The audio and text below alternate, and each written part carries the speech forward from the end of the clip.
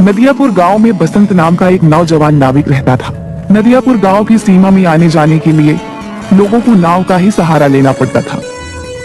बसंत एक सीधा साधा नाविक था।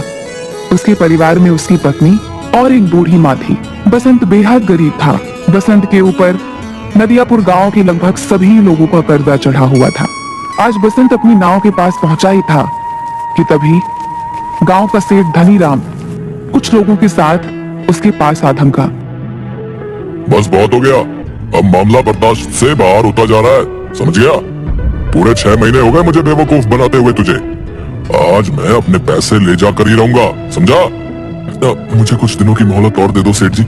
आप तो जानते ही हो कि इस वक्त धंधा कितना मंदा चल रहा है। अबे तेरा धंधा कोई मंदा नहीं चल रहा। सच तो ये है कि तू मेरे पैसे देना ही नहीं चाहता। नदियापुर गांव में आने के लिए और जाने के लिए नाव का ही सहारा लेना पड़ता है।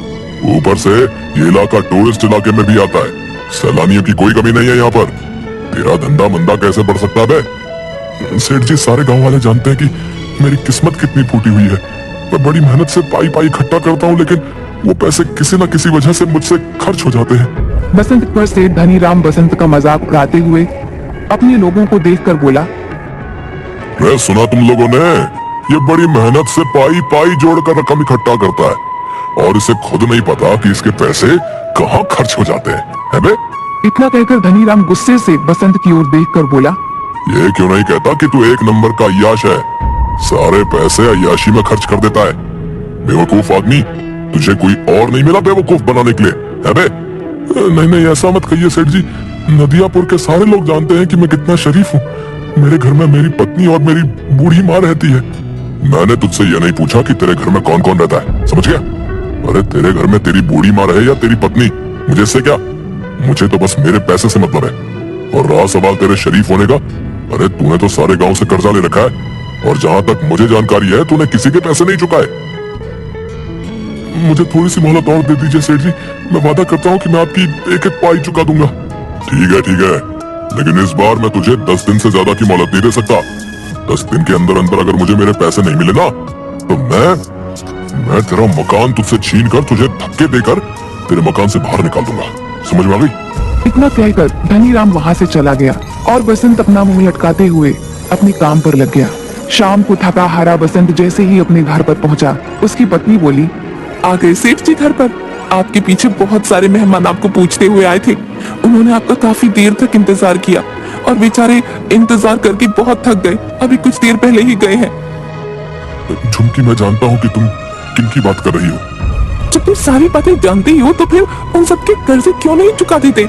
तुम अच्छी तरह से जानती हो झुमकी, पिछले कुछ सालों से मेरे साथ क्या हो रहा है। मैं जब भी कुछ पैसे जमा करता हूँ वो किसी न किसी तरह से खर्च हो जाते हैं। पिछली बार माँ का पैर टूट गया था, उसके इलाज में कितने पैसे खर्च हो गए। उसके बाद चोट लगने से तुम्हारी पसली फ्रैक्चर हो गई थी, उसके इलाज पर कितने पैसे खर्च हो गए। मैं तुम्हारी बातों को समझती हूँ, लेकिन गांव वाले इस बात को नहीं समझते। उन्हें तो बस अपने पैसों से मतलब है और आखिरकार वो तुमसे कब तक पैसे नहीं मांगेंगे। गांव का मुखिया धमकी देकर गया है, अगर तुमने गांव वालों के पैसे नहीं दिए तो वो तुम्हारी नाव छीन लेगा। और सेठ धनीराम मुझे धमकी देकर गया कि अगर 10 दिन के अंदर मैंने उसके पैसे नहीं दिए तो वो मुझसे मेरा मकान छीन लेगा। मेरी समझ में नहीं आता कि अब मैं क्या करूं। मेरी समझ में नहीं आता, गांव में जितने भी नाविक हैं उन सब की ऐश की चांदी कट रही है। उन सब के मकान देखे हैं तुमने? ऐसा लगता है जैसे कि वो कोई नाव नहीं बल्कि कोई कंपनी चलाते हो। तुम सारा दिन नदी के किनारे क्या करते रहते हो? कितनी बार कह चुका हूँ झुमकी, टूरिस्ट मेरी नाव में नहीं आते। ये क्यों नहीं कहते कि तुम्हारी नाव में गांव के भूखे नंगे लोग ही आकर बैठते हैं? उनसे तुम्हें कितनी आमदनी होती होगी। तुम अपनी नाव में नदियापुर घूमने आए सैलानियों को क्यों नहीं बिठाते? जितने भी नाविक हैं वो झूठ बोलकर टूरिस्ट को अपनी नाव में बैठाकर सिर्फ उन्हें चूना लगाते हैं और मुझे झूठ बोलना नहीं आता। नहीं चाहिए मुझे हराम की कमाई। अरे सच्चाई के देवता, ये धंधा है। ये क्यों नहीं कहते कि तुम्हें धंधा करना ही नहीं आता? जिसे तुम धंधा कह रही हो मैं उसे अच्छा नहीं समझता। मेरी तो किस्मत ही फूटी हुई है कि मुझे तुम्हारे जैसा पति, बेवकूफ पति मिला। अगर ऐसे ही हाल रहा ना तो वो दिन दूर नहीं कि जिस दिन तुम्हारी नाव भी तुमसे छीन ली जाएगी। उसके बाद मुझे और मांझी को इस घर से धक्के देकर बाहर निकाल दिया जाएगा। उसके बाद अपने सच्चाई के प्रवचन बाहर बैठकर देते रहना। इतना कहकर झुमकी गुस्से से वहां से चली गई। ऐसे ही 10 दिन गुजर गए। 10वें दिन बसंत नदी के किनारे उदास बैठा हुआ गहरी सोच में डूबा हुआ था कि तभी वहां पर धनीराम फिर से आ पहुंचा। याद है ना बसंत, आज तेरा आखिरी दिन है। अब इससे ज्यादा मैं तुझे और मोहलत नहीं दे सकता भाई। शाम को मैं तेरे घर पर आऊंगा वसूली करने के लिए। मेरे पैसे तैयार रखना, नहीं तो अपना बोरिया बिस्तर समेट कर चुपचाप चले जाना। इतना कहकर धनीराम वहां से चला गया। बसंत अपने आप से बोला, अब क्या होगा? पूरे 10 दिन से मेरी नाव में मुश्किल से 20 मुसाफिर भी नहीं बैठे होंगे। मैं धनीराम के पैसे कहां से दूंगा? अगर मैंने उसे पैसे नहीं दिए तो वो मेरे परिवार को बेइज्जत करके घर से निकाल देगा। मैं कहां जाऊं, क्या करूं? बसंत हसरत भरी निगाहों से और नाविकों को देखने लगा जिनकी नाव पर टूरिस्ट सवार थे। तभी बसंत के कानों में एक बूढ़े व्यक्ति का स्वर टकराया। क्या तुम मुझे दूसरी दुनिया के छोर तक छोड़ सकते हो? बसंत उस बूढ़े की बात सुनकर हैरत में पड़ गया। लगता है आपका दिमाग खिसका हुआ है बाबा। ये कैसी बातें कर रहे हैं आप? मेरा कहने का मतलब ये है बेटा, तुम मुझे इस नदी के दूसरे किनारे पर छोड़ देना। तो सीधे सीधे ये कहिए ना बाबा कि आपको दूसरी सीमा पर उतरना है। ठीक है बाबा, 200 लगेंगे। मैंने सुना है कि तुम बूढ़े और गरीब यात्रियों से पैसे नहीं लेते। सही सुना है बाबा, लेकिन क्या करूं? लगता है मुझे अपने नियम और कायदे अब बदलने पड़ेंगे। चाहे कितनी भी मुसीबत क्यों ना आ जाए, अपने उसूल इंसान को कभी नहीं बदलने चाहिए। वक्त बदलते हुए देर नहीं लगती। मैं इस वक्त बहुत परेशान हूँ बाबा। जाओ जाकर कोई दूसरी नाव पर बैठ जाओ। लेकिन मुझे तो सिर्फ तुम्हारी ही नाव पर बैठना है, पर मेरे पास पैसे नहीं है तुम्हें देने के लिए। अगर तुम मुझे वहां तक छोड़ दोगे तो मैं तुम्हारा एहसानमंद रहूंगा। मेरी पत्नी वहां पर इंतजार कर रही है। बूढ़े की बात सुनकर बसंत को बूढ़े के ऊपर तरस आ गया था। ठीक है बाबा, मैं तुम्हारा दिल नहीं तोड़ूंगा। आइए बैठिए, जहाँ आपको जाना है मैं आपको वहाँ छोड़ दूंगा, ठीक है? बसंत की बात सुनकर वह बूढ़ा रहस्यमयी अंदाज में मुस्कुराते हुए बसंत की नाव में बैठ गया। बसंत की नाव नदी के बीच में पहुंची ही थी कि तभी वो बूढ़ा बसंत से बोला, बस मुझे यहीं तक छोड़ दो। बाबा पागल हो गए हो क्या? यहाँ पर तो सिवाय पानी के अलावा कुछ भी नहीं है। जो मुझे नजर आ रहा है वो तुम्हें नजर नहीं आएगा बेटा। तुम नाव यहीं रोक दो, मैं यहीं उतर जाऊंगा। बाबा तुम डूब जाओगे, पानी बहुत गहरा है। मगर बूढ़े ने बसंत की बात नहीं सुनी और नदी में कूद गया। यह देखकर बसंत बुरी तरीके से घबरा गया और बड़बड़ाता हुआ बोला, अरे कहाँ फंस गया मैं? अगर ये बूढ़ा मर गया तो इसकी मौत का इल्जाम भी मेरे ऊपर लगेगा। सभी लोगों ने इस बूढ़े को मेरी नाव में सवार होते हुए देखा है। अब क्या करूं? लगता है मुझे भी नदी में कूदना ही पड़ेगा। इतना कहकर बसंत ने नदी में छलांग लगा दी। मगर उसने जैसे ही नदी में छलांग लगाई, उसने अपने आप को एक बेहद सुंदर जंगल के बीच बहुत छोटे से तालाब में खड़ा हुआ पाया। बसंत तुरंत उस तालाब से निकलकर उस जंगल की ओर देखने लगा। तभी उसके कानों में एक भारी आवाज टकराई। बेटा मेरी शाख थोड़ी सी झुक रही है, इसे थोड़ा सा सीधा कर दो, मुझे दर्द हो रहा है। बसंत ने देखा कि वो जिस पेड़ के नीचे खड़ा था, बसंत से वही पेड़ बोला था। बसंत डर गया। डरो मत, अगर तुम मेरा ये काम करोगे तो मैं तुम्हें आगे का रास्ता बता दूंगा। बसंत ने डरते डरते उस पेड़ की शाख ऊंची कर दी। तभी अचानक बसंत के सामने एक बेहद सुंदर सोने की सड़क बन गई। घबराओ मत, तुमने मेरी मदद की है, इस वजह से ही तुम्हारे लिए ये सोने की सड़क मैंने बना दी है। तुम यहाँ से सीधे राजमहल तक पहुँच जाओगे। लेकिन ये कौन सी जगह भाई? कुछ देर बाद तुम्हें पता लग जाएगा। तुम जिस रास्ते से यहाँ पर आए हो वो रास्ता सिर्फ शाही लोगों के लिए खुलता है। तुम जरूर कोई खास हो। कुछ दूर चलकर बसंत की नजर एक पेड़ पर गई जहां पर लाल लाल सेब लटक रहे थे। अचानक एक सेब बसंत की ओर देखकर बोला, देख क्या रहे हो? अगर तुम्हें भूख लगी है तो मुझे खा लो। अरे वाह, ये मैं कहाँ आ गया? वो बूढ़ा जरूर कोई मायावी व्यक्ति था।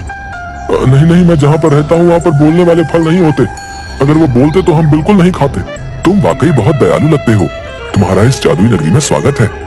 इस सोने की सड़क पर सीधे चले जाओ, कुछ ही देर में तुम महल तक पहुंच जाओगे।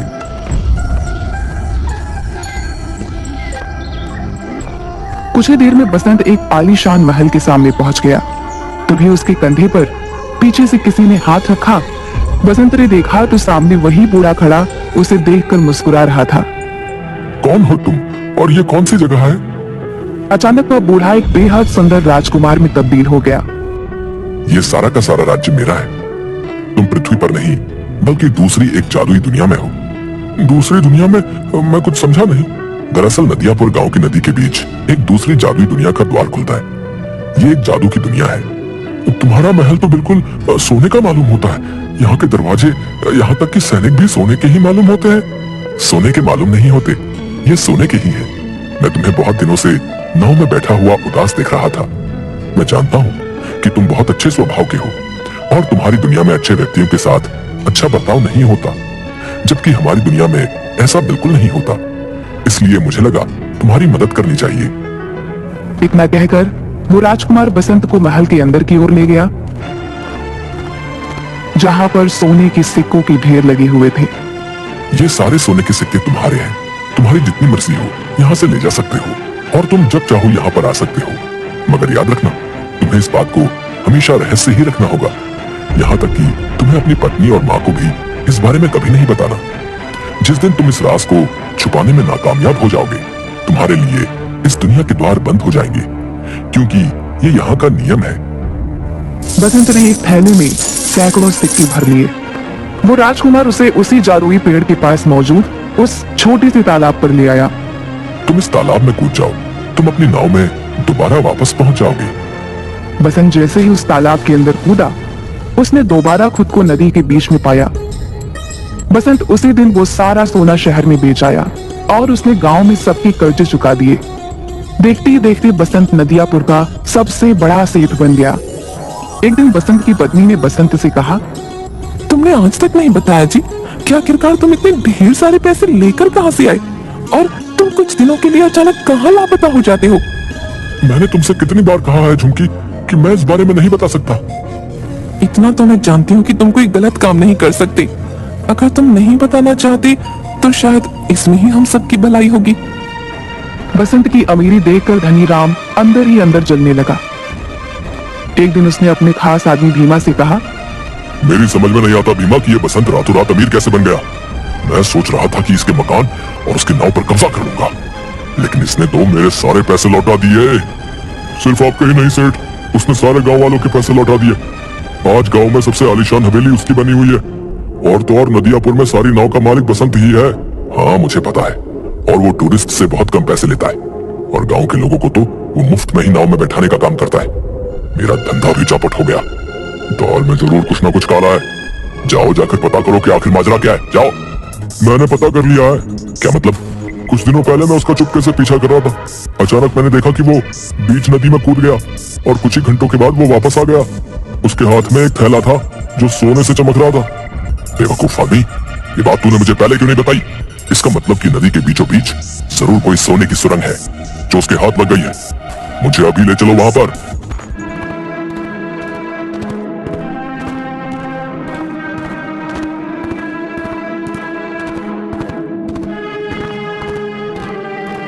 कुछ ही देर में सिर्फ धनी राम और भीमा नदी के बीच पहुंच गए। क्या तुम्हें यकीन है भीमा की बसंत यहीं कूदा था? जी, मैंने उसे ठीक इसी जगह छलांग लगाते हुए देखा था। तो फिर देर किस बात की है भीमा? चलो अब हम दोनों साथ साथ कूदकर उस सोने की सुरंग में पहुंच जाते हैं और सारा का सारा सोना आज ही निकाल लेते हैं। आपने तो मेरे मुंह की बात छीन ली। इतना कहकर वह दोनों नदी में कूद गए। अचानक बहुत तेज एक पानी की लहर आई। भीमा और धनी राम डूबकर मर गए। बसंत ने आज तक उस रहस्यमयी कहानी के बारे में किसी को नहीं बताया था।